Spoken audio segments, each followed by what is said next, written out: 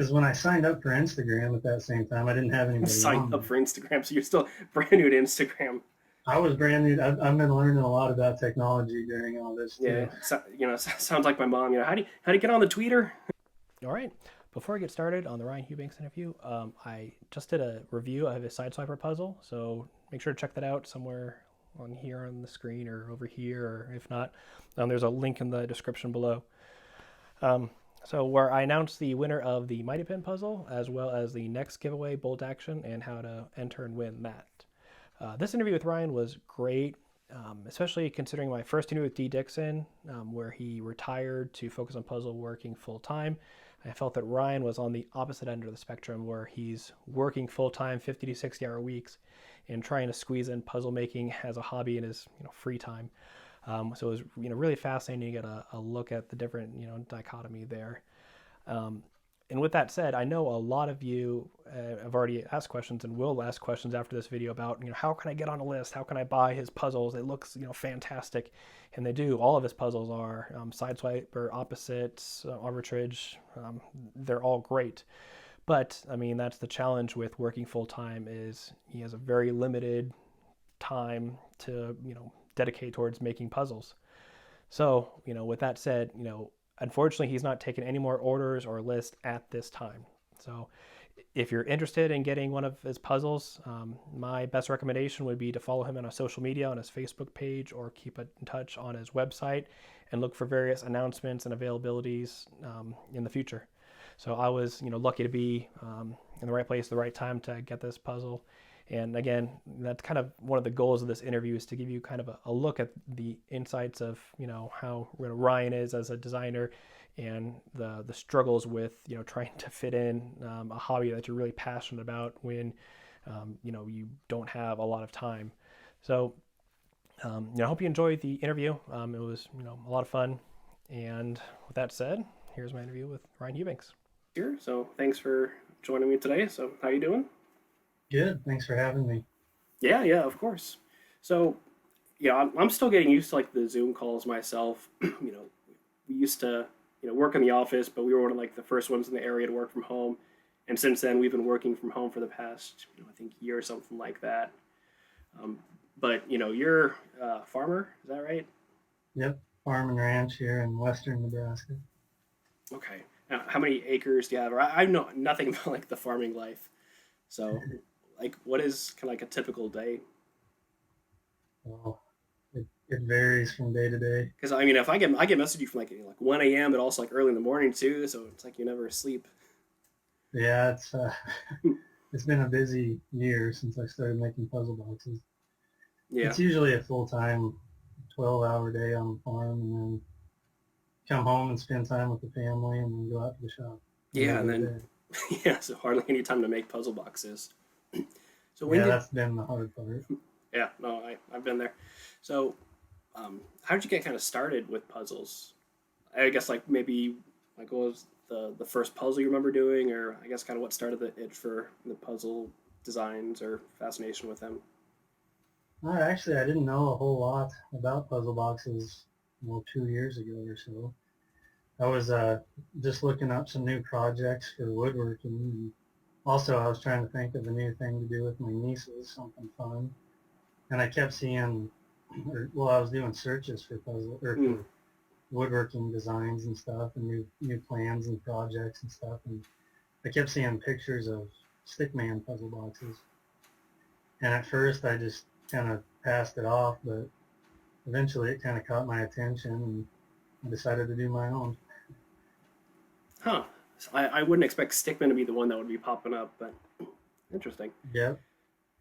So then, And Where's My Hammer? I kept seeing that one and just intrigued me. so before you kind of did puzzles, like what woodworking projects did you do? Like tables or Yep, benches, kind of the rustic farm style chairs, benches, decorative stuff. okay. So then you probably have a pretty big shop then. Yeah, it's pretty big, but I could use another one. I Yeah, don't have any heat or anything, so it makes winters in Nebraska kind of interesting. yeah, yeah. I can imagine. I remember one of the shops that I worked in Kansas, I was a machinist for a while, and we had like the tin roof, and we had some heaters and stuff like that. But it got pretty cold in the winter, or the summers, especially. I would work on like a powder painter, and you open up that oven too, and it's just blasting heat, and the entire shop was just cooking by late afternoon. So yeah. So it seems like you kind of like jumped in feet first. You didn't test out the water. You just kind of a stickman puzzle. I got this. And then you just kind of jumped right into it, puzzle designs. Yeah, it was kind of a quick process. I just kind of, the first one I ever did actually was the lockdown box. Okay. And I made that for my niece, and I took it around to some of my different friends and family and people local, and everybody thought it was pretty neat. So then I designed Sideswiper, and I took that one around, and people really liked it. And then I decided to post a few pictures on Instagram, and I suppose it was 6 or 7 days I didn't get anything, and then it just kind of took off from there. Wow. It's amazing because, when I got, Sideswiper, I mean, the quality is great. I mean, it wouldn't, strike me as, you're really new to the puzzle scene. I mean, it's really impressive. I mean, I kind of figured you've been doing this for a while. So just... No, about wow. 2 years ago was when I first saw my first puzzle box. That's impressive. So with the lockdown puzzle, how did you, come up with the design? Because I can't remember who I was having this conversation with, but I really kind of equate puzzle designs to making music, like songwriting. I was a musician. I'm an okay puzzle designer. I'm a better musician, but actually that's even arguable. But usually like when I write a song or something like that, like a little riff or chorus, I'm still like taking inspiration from an artist or something like that, and it kind of influences me. Like, I like how they did this really cool thing here. Maybe I'm gonna try something similar. So when you were designing a lockdown, like how did you come up with that design? I kind of designed as I went, actually, on that one, and it started out it was going to be, I guess I can't say too much, but yeah, it started out it was going to be basically just one drawer. And then as I was building it, I was like, well, I could do this or I could do that, and kind of see or get a visual of what you can and can't do. And then it just got a lot more complex. Same with Sideswiper. Yeah, that I can imagine. It didn't quite end the way I had originally envisioned. Yeah. But excuse me. I mean, as far as, and this is not a spoiler, so for any of you watching, like any like specific components, like let's say there's a magnet or ball bearing that has to turn this way and unlocks this. I mean, did you kind of see any of that from like the Stickman puzzles, or did you look at was it Kagan for his puzzles, or D, or I mean, or just kind of you were just kind of miscellaneous. You don't really know. It just kind of came to you. It just kind of came. I didn't really know. I didn't know about Chris Ramsey at the time. I've seen a lot of videos of his, and that kind of helps inspire, I guess, and to see how things work. But Stickman and Sideswiper, I was pretty much blind when I did those two. Okay. As far as I hadn't seen, a lot of other ones yet. Yeah, and I'm sure it's also one of those things too, where you've watched some things, and it's not like you're specifically thinking, oh yeah, you had that cool mechanism, I'm gonna do something similar. It's probably one of those, subconscious. You've seen a bunch of stuff, so it kind of, influences you indirectly too. Kind of what it sounds like. Yep, and a lot of equipment and stuff, combines and balers and windrowers. You kind of see a lot of mechanical stuff, and I try to incorporate some of that into these. Yeah, so that's got to be challenging, yeah, because I mean, working a farm is not easy. I mean, I know even just myself, as an engineer working a 9-hour day and then family and stuff like that is challenging. But, not only, farmer working 12-hour days and doing all this stuff, you're building puzzle blocks on the side. So, I mean, do you kind of do like a little bit every night, or kind of how's your approach to, constructing puzzle boxes? I try to do a little bit every night. Yeah. Just Don't as always make it, but yeah. Well, I mean, especially if the shops 10 degrees or something out there. yeah. In the summertime, you turn on all the lights and you just get swarmed with bugs. That's probably the worst. I'd rather have the 10 degrees than the bugs swarming the lights. Yeah.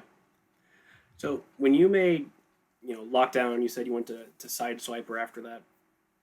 Um, was there anything that you kind of like took from lockdown? Was there any comments, or what was kind of like like your biggest like, oh, okay, this is good, but I one of my weaknesses, or definitely noticed that this could have been better, or I know did um, I don't know, what were you able to kind of take away from lockdown and incorporate it in a Sideswiper?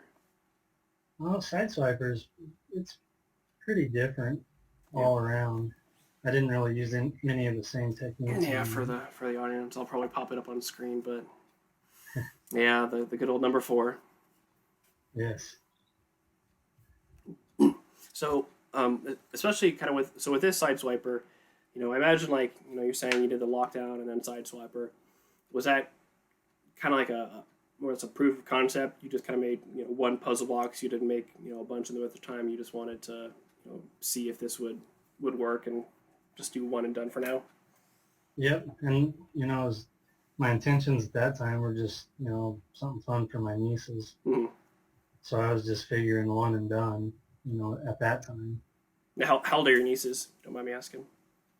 Oh, they're 16, now Okay. 16, and then 10 and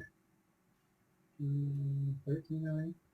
Okay, so they're not too young, so they could appreciate it and actually um, Yep. dive into it and try and solve it. Yep. Well, they're my product testers. So Nice. So then, after Sideswiper, did you kind of continue to make more, or when did you, make the jump into the puzzle world? Because it sounds like all this was kind of, kind of in your hometown and very local at the moment. yep, I guess I just decided to put something on Instagram just to see if anybody, if I got any comments Mm-hmm. or whatever, and kind of test the waters. And the test came back pretty good, so I decided to make some more. And then I designed a couple more smaller ones because Sideswiper and Lockdown, they're pretty difficult builds Yeah. for Well, me yeah. anyway. What was it after that? Was it opposite box or no? Yep, opposite Okay. box kind of came after. Okay. So did when you were on Instagram, um, was anyone like Mike or anyone from the Discord community contact you or um, Nope, I didn't, because when I signed up for Instagram at that same time, I didn't have anybody signed on up there. for Instagram? So you're still brand new to Instagram. I was brand new. I've been learning a lot about technology during all this Yeah, too. so, sounds like my mom. How do you get on the tweeter? Yeah, but I got on there and I didn't want to add any of my friends on there just in case it flopped. I Yeah. didn't want to embarrass myself or anything, so I didn't have any friends. And then it was about 6 or 7 days, and it started filling up, and I got a few bites on it, and it really took off from there. Okay. Yeah, because I know you did. I think you've been on the. I'm gonna mess up this word. The Metagerbologist website or their blog. Um, there was a booze and boxes as well. Yep. Yeah. So I guess when I guess who was maybe the first one to contact you? As kind of like a reviewer, or how did you make the jump from kind of getting some likes on Instagram to now your own website too? Uh, Shortly after I did that or got on Instagram, I guess I reached out to Jesse Bourne Okay. and Mike at Puzzle Box World. And so I was in contact with them. And then shortly after that, Steve with Boxes and Booze, Okay. I was in contact with. And Then it just took off from there. Yep. Okay. yep, I kind of got their stamp of approval, on the design and stuff, and thought I'd give it a try. Wow. Yeah. And now here you are. Yeah, I So need a few employees. yeah, like I said, I mean, if you get just a couple farm hands, all you need is just let's say like maybe like 2-3 weeks, and oh yeah, if you had just like an entire dedicated day, let alone 12 of them in the shop. Oh yeah. Oh yeah, it would be a lot different. Yeah. So then you made, Opposite Box around this time too. Is that right? Yep, it was shortly after that. And I didn't really want to get ahead of myself, which I Mm. tend to do. Yeah. But it was just kind of nice to change things up and Yeah. design something. It gets kind of tedious making the same one over and over. Yeah. I still really like it. It's just kind of nice to change things up. Yeah. And that's kind of where Opposite Box came from. Yeah. Yeah. Well, kind of speaking of that, I think, once you kind of started to get some reviews and kind of jump into the puzzling community, shortly after that, you kind of took your first list for your, first run of puzzles, and you kind of launched your website. So doing, I think the first batch was, I think maybe 12 or 13 of the side swipers. So, kind of helps, kind of getting assembly line, not just working on one at a time, a lot more efficient. Yeah. But yeah, I mean, even, just working on 12 and kind of getting burnt out. I mean, yeah, imagine, Eric at, Cubic Dissection, I'm glad he does new designs. It's one of those, it sucks that you miss it, but at the same time, I could understand not wanting to produce like hundreds and hundreds of the same one over and over again. Yeah. Yeah. So, yeah, so with those, I guess, so those first 12 are they mostly completed, or are you still? Yeah, they're all probably 90% completed. I just gotta go back through and do a lot of fine tuning, and I kind of got to where I, pull 2 or 3 out at a time and finish Okay. them and send them, and then start another 2 or 3. Okay. Now during this time, you had the arbitrage, or how do you say it? Arbitrage box. So how did that one kind of come about? Because that's that. okay. I had that idea in my head on kind of how I wanted to do that one, or somewhat kind of how I wanted to do it, and that was basically just another. I need to change things up and do something else for a little bit, at least one day a week or something. Yeah. And that one's a lot simpler than Sideswiper or anything, so I can build them a lot faster. Yeah. And it's just kind of a nice little break in between. Yeah. Yeah. I mean, yeah, that's kind of nice too. Is that not everyone's like a heavy hitter. There's a different range of difficulties. Even puzzle that's easier can still be really nice, and it doesn't have to be every puzzle doesn't have to be difficult. Even those simple ones are still really nice, and people can appreciate those. Yeah, and I wanted to make that one kind of usable, big enough you could use it as a spare change or just whatever keys. Yeah. So pretty simple but functional. Yeah. So it's what's been kind of the biggest challenge, because I know as soon as you kind of requested the list of people for Sideswiper, I mean that pretty much filled up quickly, and then like anytime a picture of yours comes up or your name comes up, everyone's just like, list, I gotta get on that, I gotta get the puzzle. So that's got to be kind of difficult managing all those messages and stuff like that. Yeah, it's pretty busy, emails and things like that, and the biggest challenge is just time. Yeah. That's going to be my answer for every time I get asked. The biggest challenge is time. Yeah.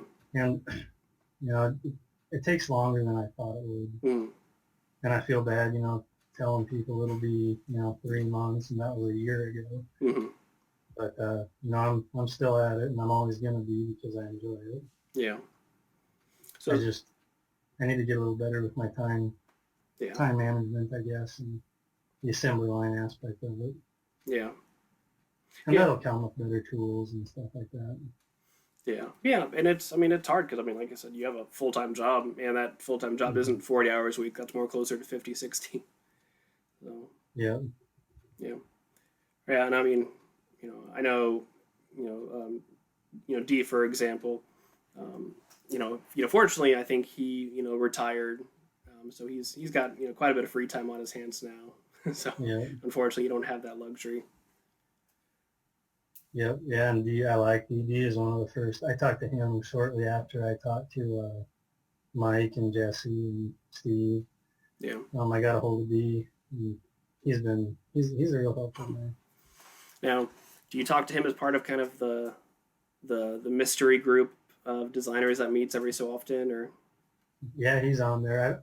I don't think I've ever been on there when he's been on there, but Okay. I've talked to him on the phone a few times, and he's just a all around good guy, I think. Yeah. Oh yeah. He's a great guy. So yeah, man, I wish I could come out there to the farm and help you out for a week or two to get those puzzles going. You're hired. No, you don't want me on your farm. It's I'd cause you more damage than good. So yeah, so I mean, is that kind of the plan to still kind of work on it in your free time for at least the next couple months or something like that to try and keep Yeah. plugging away at them. Yep, that's kind of my only option, I guess. We own the farm, and it's kind of our land and whatnot. It's if I don't do it, it doesn't get done, so I can't really walk away from it or anything like that. Yeah. It would be nice to step away for a small period of time, just to help get things started. But we'll see what happens in the future. Yeah. Yeah. No, I mean, it also kind of gives.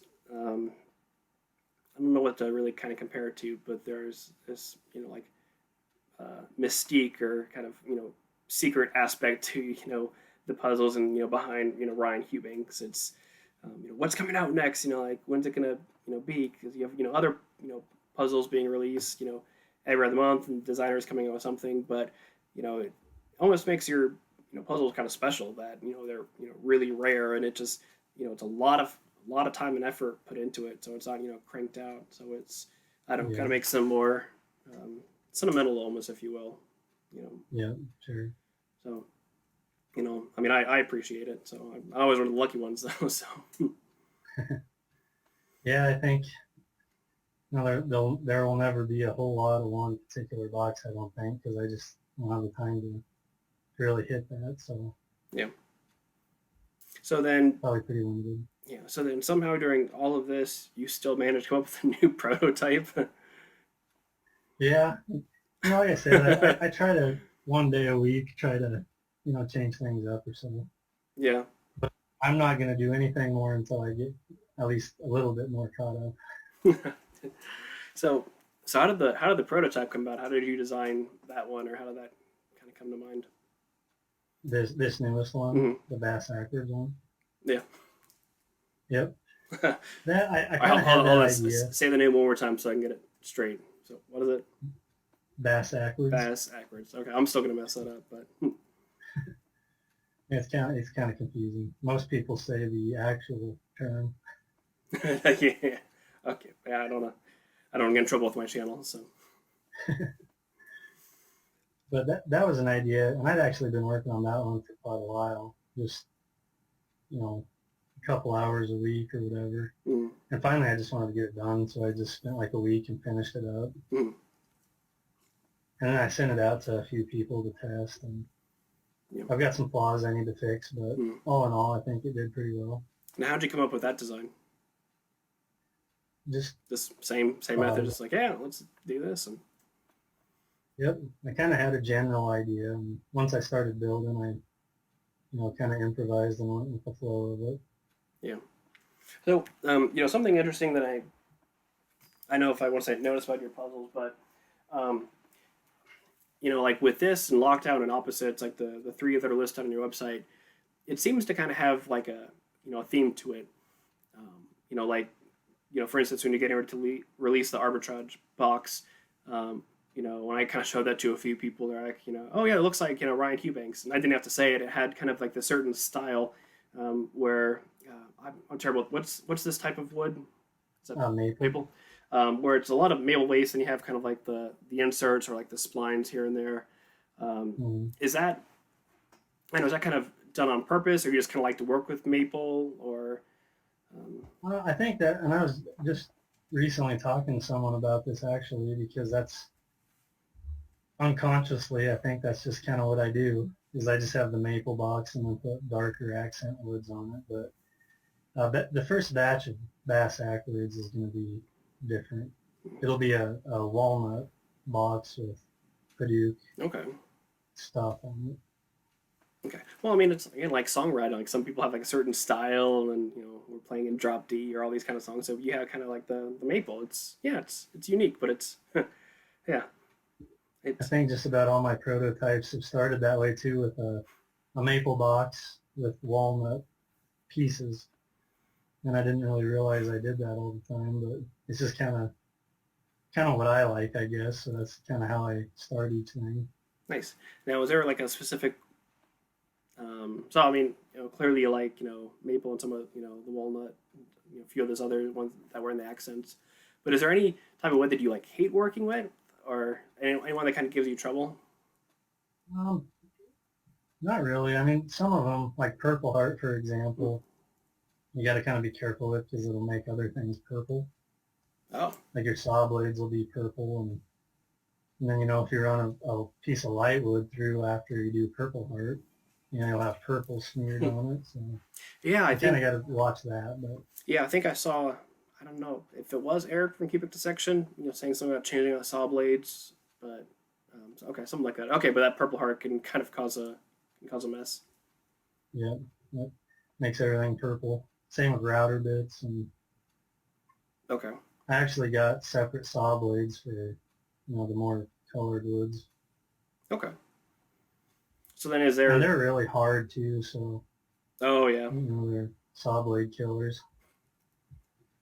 okay. So then, is there? Yeah, I guess that maybe this is the obvious question, but is there any wood that you like working with? I guess is maple kind of your favorite, or I guess all around versatile type of wood that you like to use? Oh, I like to use oak a lot, and I like to use cherry because it's softer and just a lot easier to work with. Maple, I always have some difficulty with that because it's pretty hard. Hmm. You get cracks pretty easy if you're not careful. But cherry or walnut, it's pretty forgiving. It kind of works like butter. Okay. So when you kind of do, I guess it sounds like when you did like your first prototypes, like back the day of Sideswiper Lockdown, it doesn't sound like you do something like more simplified. It sounds like you just kind of went for it with those first prototypes. Like you did everything to the T. So I kind of would imagine you do just something, I guess pretty flimsy or a single type of wood, no cutouts. But yeah, it sounds like you went all in. Yeah, I tried to. Of course, my thinking at the time was I got to make it really super hard, Hmm.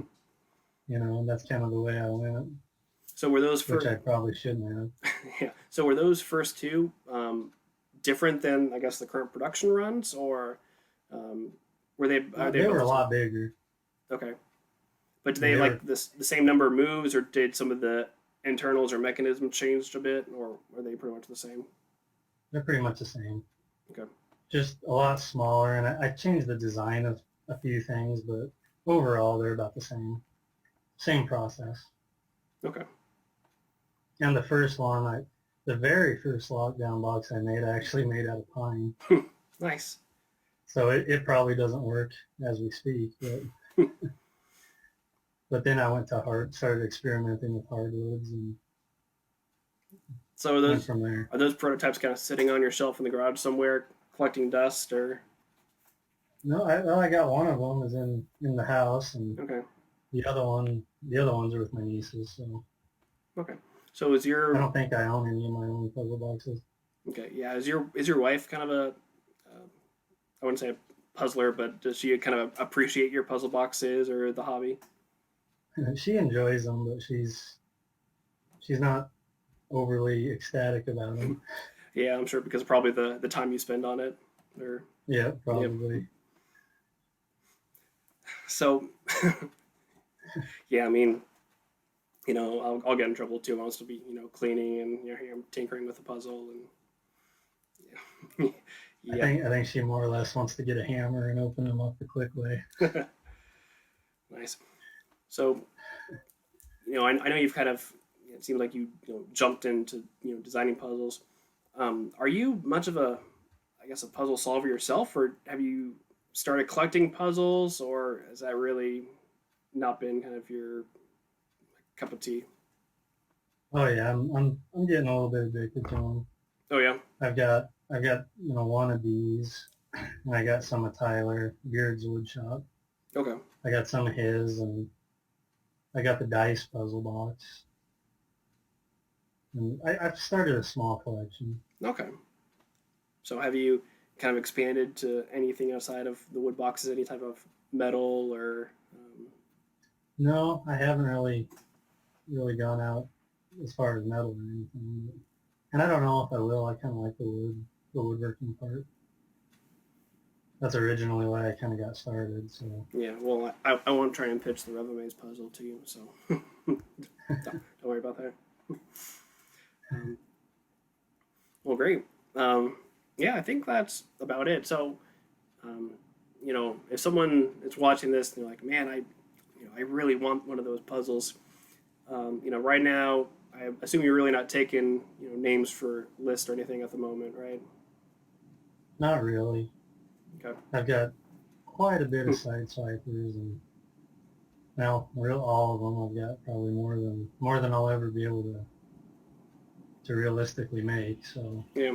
So right now, unfortunately, it's just kind of a spectator sport at the moment for a lot of these people that want to, get one. yeah, Until that fateful day when you could, get a couple farmhands. yeah, really get going. Okay. No, that's good. Maybe hopefully after watching this, people can get a little bit of an insight and appreciation for it, and hopefully they'll be patient. But Yeah, I mean, like again, that kind of speaks to the quality of your work, where you're getting pinged all the time for these beautiful puzzles. So it speaks to your work, which is great. I've only got one, and I already want more. So so and it's good too because I have a lot of learning to do where I'm kind of new at it. So yeah. it's a good thing. It'll help me kind of hone my skills, I guess you could say. Yeah, yeah. I mean, like you said, you've only been doing this, 2 years, so you've got, some of the designers have been doing this for 15, 20 plus. So I'm excited to see what let's say 5, 10 years down the road, we'll stay in touch. I can only imagine what you're coming up with then. So yeah, I've got a few ideas on standby. yeah. Well, I know maybe in 10 years you'll be completing the list of sign swipers. Maybe I hope so. No, hopefully not. Hopefully you'll be done by then. Hopefully not 10 years. Um, so great. Well, thanks for talking with your Ryan, and I really No appreciate it. problem. So thanks for your time. Yep. Thank you.